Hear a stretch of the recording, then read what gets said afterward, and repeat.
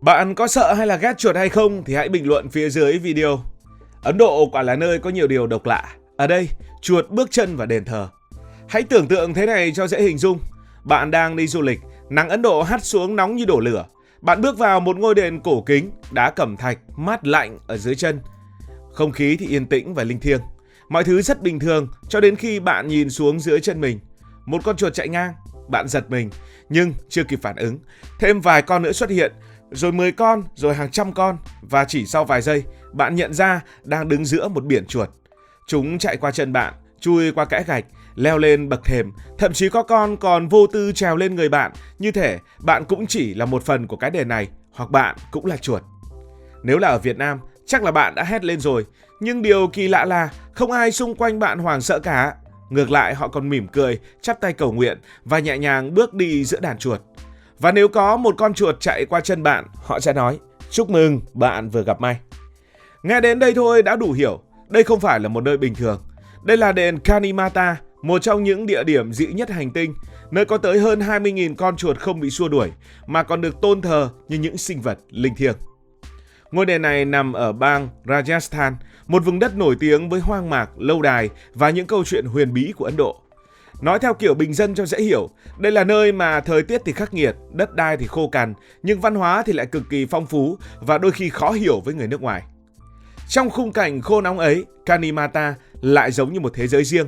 Bên ngoài là cát, là nắng, là gió, nhưng bên trong đền là một hệ sinh thái hoàn toàn khác, mát hơn, đông đúc hơn và đặc biệt là sống động theo cách không ai ngờ tới. Có khoảng hơn 20.000 con chuột sống ở đây, không phải là có vài con lẻ tẻ, mà là ở đâu cũng có chuột. Bạn đi một bước là thấy chuột, quay đầu lại cũng thấy chuột, cúi xuống thì lại càng thấy nhiều chuột hơn. Nhưng điều thú vị là người ta không gọi chúng là chuột, họ gọi chúng là kabas. Kabas có nghĩa là những đứa trẻ nhỏ. Ngay từ cách gọi, bạn đã thấy một điều rất rõ. Với người ở đây, những con vật này không phải là loài gây hại, mà là một phần của gia đình, của cộng đồng, thậm chí là của thế giới tâm linh. Nhưng tại sao người ta lại nuôi chuột ở trong đền, thờ chuột ở trong đền? Bạn phải quay trở về với nhân vật trung tâm của tất cả câu chuyện này, Kanimata. Kanimata là một thánh nữ sống cách đây hàng trăm năm, được người dân tôn kính như một hiện thân của thần linh. Nhưng điều giúp bà trở nên đặc biệt không phải là phép màu, mà là một quyết định đi ngược với quy luật của tự nhiên. Câu chuyện bắt đầu từ một bi kịch rất đời thường. Một đứa trẻ sinh ra trong gia tộc bà qua đời vì tai nạn. Đau đớn thay, Kanimata đã cầu xin thần chết, đó là hãy trả lại sự sống cho đứa trẻ, nhưng không thành. Thần chết đã từ chối. Và đây là lúc câu chuyện chuyển sang một hướng rất Ấn Độ. Kanimata không chấp nhận. Bà tuyên bố từ nay, những người thuộc gia tộc của bà sẽ không đi xuống địa ngục nữa. Thay vào đó, họ sẽ tái sinh và tái sinh thành chuột sống ở trong đền. Sau đó lại tiếp tục tái sinh thành người. Nói một cách dễ hiểu, bà đã hack luôn hệ thống luân hồi. Thế là từ đó, những con chuột trong đền không còn là chuột nữa. Chúng là những linh hồn, những người đã từng sống, từng có gia đình, từng có cuộc đời riêng. Vậy nên khi bạn nhìn thấy một con chuột ở đây, theo cách nghĩ của những người địa phương, bạn đang không nhìn một con vật, mà đang nhìn vào một con người dưới một dạng tồn tại khác. Đó là chuột. Ngoài câu chuyện về luân hồi, còn một phiên bản khác nghe rất Ấn Độ nữa. Người ta tin rằng những con chuột này là linh hồn của những chiến binh gọi là Rajput, một tầng lớp chiến binh nổi tiếng trong lịch sử Ấn Độ. Những người này đã chiến đấu, đã hy sinh nhưng chưa hoàn thành sứ mệnh của mình. Thế nên họ không rời đi mà ở lại trong hình dạng chuột, chờ một ngày được tái sinh. Nếu bạn nghĩ theo kiểu hiện đại một chút thì nơi này giống như một phòng chờ của linh hồn, một nơi trung chuyển giữa cái chết và cuộc sống mới. Nghe có vẻ kỳ lạ, nhưng với những người tin vào luân hồi, những người Ấn Độ, đó lại là một logic rất hợp lý. Thế thì những con chuột này nó sống như thế nào? Nếu bạn nghĩ rằng sống giữa hàng chục nghìn con chuột là một cảnh tượng bẩn thỉu, hỗn loạn, tranh giành thức ăn rồi bệnh tật khắp nơi, thì phải nói thật là bạn đang tưởng tượng theo kiểu chuột ở Hà Nội, chuột ở Việt Nam. Còn ở ngôi đền này, cuộc sống của những con chuột lại giống một câu chuyện hoàn toàn khác, thậm chí có phần sướng hơn cả người. Điều đầu tiên phải nói đó là chuyện ăn uống. Những cái con chuột này ở đây không cần phải chạy khắp nơi đi tìm kiếm thức ăn, không cần phải chui vào thùng rác, cũng không cần liều mạng gặm đồ ăn dư thừa như ngoài đời. Ở đây đúng là chuột sa chĩnh gạo. Thức ăn của chúng được chính những người hành hương mang đến mỗi ngày. Sữa tươi được đổ ra những chiếc bát lớn đặt ngay trên nền đền. Ngũ cốc, bánh kẹo, trái cây, ăn xả láng, tất cả được bày ra như một bữa tiệc không bao giờ kết thúc. Bạn có thể tưởng tượng được cảnh này. Hàng chục con chuột tụ lại quanh một bát sữa, cùng cúi xuống uống, không chen lấn và không cắn nhau. Nhìn từ xa nó giống như một bữa buffet rất trật tự. Điều kỳ lạ là chúng dường như đã quen với việc chia sẻ, quen với việc sống chung từ rất lâu rồi. Không có sự hỗn loạn như người ta vẫn nghĩ khi nói về chuột. Không chỉ ăn no mà chúng còn ăn sạch. Thức ăn được thay thường xuyên, sữa luôn có người đổ mới vào. Người hành hương thậm chí còn coi việc cho chuột ăn là một hành động linh thiêng, giống như dâng lễ vật. Tức là những con chuột này không chỉ được nuôi mà còn được phục vụ. Rồi đến chuyện chỗ ở. Nếu ở ngoài đời, chuột phải sống chui lủi, tránh xa con người, thì ở đây chúng là chủ nhà. Chúng chạy khắp nơi trong đền, sàn nhà, hành lang cho đến những bức tường. Không lồng, không chuồng, không có bất kỳ sự giam giữ nào, chúng tự do đúng nghĩa. Chúng có thể chui qua các khe tường, làm tổ trong những góc tối, sinh con đẻ cái và phát triển cả một xã hội chuột ngay trong khuôn viên của ngôi đền. Những con chuột sinh ra ở đây lớn lên mà gần như không biết sợ con người là gì. Với chúng, con người không phải là kẻ thù, mà con người là những kẻ cung cấp đồ ăn cho chúng.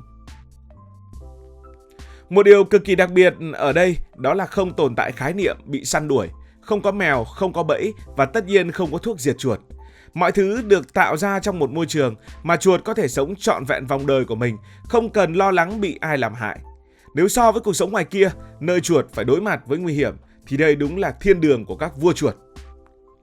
Nhưng điểm quan trọng nhất giúp cuộc sống của những con chuột này trở nên đặc biệt nằm ở một điều: chúng được bảo vệ như những sinh vật thiêng liêng. Ở ngôi đền này, không ai được phép làm hại chuột, không phải là không nên mà là không được phép. Nếu ai đó vô tình giẫm phải một con chuột và khiến nó tử vong, chuyện đó không đơn giản chỉ là một tai nạn, nó được xem là một hành động phạm lỗi nghiêm trọng. Và cách chuộc lỗi cũng rất đặc biệt. Người gây ra cái chết của một con chuột phải mua một bức tượng chuột bằng vàng hoặc bạc đặt vào trong đền như một sự đền bù. Điều đó có nghĩa là mạng sống của một con chuột ở đây không phải là thứ có thể bỏ qua. Nó được quy đổi thành giá trị vật chất rất cụ thể và cực kỳ đắt đỏ. Nghe có vẻ khó tin, nhưng điều này cho thấy một sự đảo ngược hoàn toàn so với cách con người nhìn nhận chuột ở nhiều nơi khác trên thế giới. Ở nhiều quốc gia, chuột bị coi là loài gây hại cần tiêu diệt, nhưng tại Ấn Độ, chúng lại được tôn trọng, được nuôi dưỡng và được bảo vệ. Chính vì vậy, khi bước vào ngôi đền, người ta có cảm giác như bước vào một thế giới khác, một thế giới mà những con chuột không còn là kẻ sống dưới cống rãnh, mà trở thành những ông vua thực sự, có thức ăn, có không gian sống, có được sự bảo vệ và thậm chí có giá trị tương đương bạc vàng.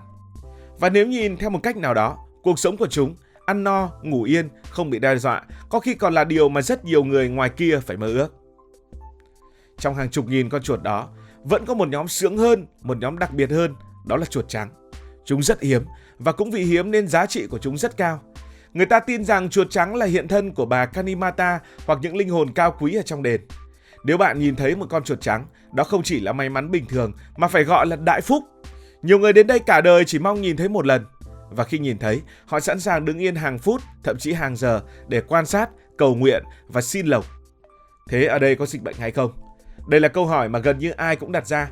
Chuột trong suy nghĩ chúng ta gắn liền với bệnh tật, với rác rưởi, với những thứ không sạch sẽ. Nhưng ở đây hàng chục nghìn con chuột sống cùng con người mà không có những đại dịch như người ta vẫn tưởng. Một phần vì chuột ở đây không ăn rác, chúng được cho ăn những thứ sạch, được kiểm soát nguồn thức ăn. Môi trường trong đền giữ ở trạng thái tương đối ổn định. Ngoài ra, hệ sinh thái đã tồn tại hàng trăm năm. Người dân địa phương đã quen với nó cả về mặt sinh học lẫn tâm lý. Tất nhiên điều đó không có nghĩa hoàn toàn là không có rủi ro. Nhưng rõ ràng thực tế đã chứng minh rằng hệ thống này vẫn tồn tại được đến tận ngày hôm nay. Khi bạn nhìn câu chuyện này bằng góc nhìn của những người Việt Nam bình thường, bạn sẽ thấy nó rất khó hiểu, thậm chí là kinh dị. Nhưng nếu đặt nó vào bối cảnh của Ấn Độ, mọi thứ lại trở nên rất hợp lý và rất Ấn Độ. Đây là nơi ranh giới giữa con người, động vật và thần linh không rõ ràng như chúng ta nghĩ. Trong đạo Hindu, mọi sinh vật đều có thể là một phần của vòng luân hồi. Một con bò có thể thiêng liêng, một con khỉ có thể được tôn kính, và ở đây, một con chuột có thể là tổ tiên của ai đó. Cuối cùng, câu chuyện này không phải là về chuột, nó là về cách con người nhìn thế giới. Cùng một sự việc, người ngoài nhìn thấy là ổ chuột, người bên trong nhìn thấy linh hồn. Và chính là điều thú vị nhất thế giới này đang vận hành, nó dạy cho chúng ta bài học đó. Có những thứ bạn thấy kinh hãi, nhưng với người khác, đó lại là niềm tin, là văn hóa, là điều thiêng liêng nhất mà họ có. Và có lẽ, điều đáng học hỏi không phải là ai đúng, ai sai, chuột có đáng sợ hay không, mà hiểu rằng thế giới rộng lớn hơn rất nhiều so với những gì chúng ta quen thuộc. Nếu thấy thú vị, hãy nhấn nút like và đăng ký kênh. Còn bây giờ thì xin được nói lời chào tạm biệt.